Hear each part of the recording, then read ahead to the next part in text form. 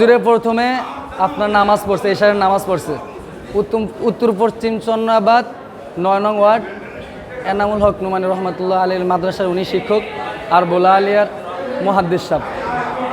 উনি নামাজটা পড়ে, উনি আমার মাদ্রাসার শিক্ষক, তো আমার দায়িত্ব, তো আমি নামাজ শেষ করে উপরে গেছি। যাওয়ার পরে আপনার পোলাপানেরে সূরা পড়াইতেছি, পড়ানোর পরে তারপর পাশের বাসার আয়ান আছে, ওনার বাসার সাথেই গেট একসাথেই, তো ওর আম্মু আর কি বলতেছে যে হুজুরে চিৎকার করে, তো হুজুরে ডাক দাও। ওরা আমি গেছি, যাওয়ার পরে আমার ডাক দিছে, দৌড় দিছি, আমি দৌড় দিয়ে আসছি। আয়সা দেখতেছি ঘরের ভিতর থেকে আপনার গেটের দরজা আটকানো, তো আর গেট দিয়ে ঢুকতে পারি না, সাইড দিয়ে ওঠার কোনো অপশন নেই। তো পরে একটু পিছন দিয়ে যায় আপনার টিনের বেড়া ছিল, টিনের বেড়া ভেদ করে ঢুকছি ভিতরে। ঢোকার পরে আপনার হুজুরের যে বাসার মেইন দরজার বাহির থেকে আটকানো ছিল। পরে হুজুরে শুধু সাইডটাই দিয়েছে, মানে গরুরে যেভাবে জবাই করলে সাইডটা ওইভাবে সাইডটাই দিয়েছে। পরে আপনার আমি যে দৌড়ছি হুজুরে ধরার পরে, মানে আমি আর পাশের দিকে কিছু করতে পারি না যে কে কারা মারছে, এরকম কিছু চাওয়ার মেন্টালিটি ছিল না ওই সময়। এই পর্যন্তই। আমি তো যখন বাসায় তখন আমি শুনতে পারলাম যে আমিনুল হুজুরেরে নাকি কাটতে মানে জবাই বেরিয়ে দিছে।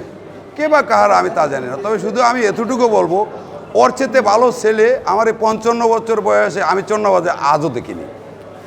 এবং ছেলেটা শুধু ভালোই না, একজন মাওলানা বটে এবং আলিয়া মাদ্রাসার একজন প্রিন্সিপাল দায়িত্ব আছেন। এবং আমি ওর তুলনা মানে বিকল্প আর কিছু বলতে পারবো না।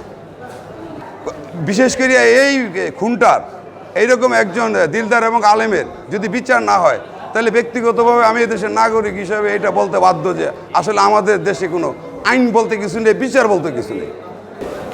আমার নাম আমিনুল হক নোমানী ভাই, আপনারা সবাই জানেন যে উনি একজন ভোলা জেলার একজন প্রখ্যাত বক্তা, আলিমে দিন।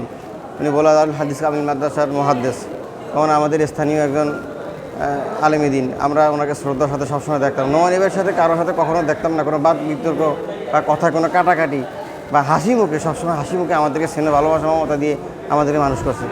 আমরা হঠাৎ এশার নামাজ পরে আজকে বাসায় ঢোকার না ঢুকতেই একটা কল আসে যে নোমানী ভাইকে কারা নাকি বাসায় এসে কোবাইছে। এই কথা শোনার সাথে সাথে আমরা এলাকায় সবাই যাই দেখি যে নোমানী ভাইকে হাসপাতালে নিয়ে আসছে। এই হাসপাতালে এসে দেখলাম যে নোমানী ভাইয়ের এখানে পোস্ট, ওনার সকল জায়গায় ধৈর্য করে ফেলছে এবং এটা সম্পূর্ণ করে কেটে ফেলছে। কে বা কারা কী জন্য মারলো আমরা আসলে জানি না। আমরা বাড়ির সর্বোচ্চ সাহায্য মৃত্যু কামনা করি।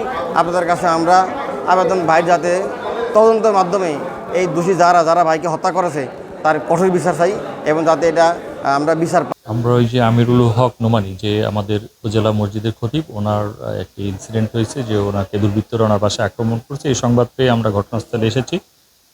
উনি হসপিটালে প্রাথমিক চিকিৎসা নেওয়ার সময় উনি মৃত্যুবরণ করেন। তো এই সংক্রান্ত আমরা ঘটনাস্থলে এসেছি, ঘটনাস্থল পরিদর্শন করছি। আমাদের ভোলা সদর মডেল থানার একাধিক টিম, ডিবি এবং অন্যান্য অনেক আমরা এই সংক্রান্তে কাজ করতেছি। আমরা এখন তদন্ত সাপেক্ষে আমরা দুষ্কৃতিকারীদেরকে শনাক্তকরণ সহ অন্যান্য কার্যক্রম চলতেছে এবং পরবর্তীতে আমরা বিস্তারিত জানাবো। ধন্যবাদ।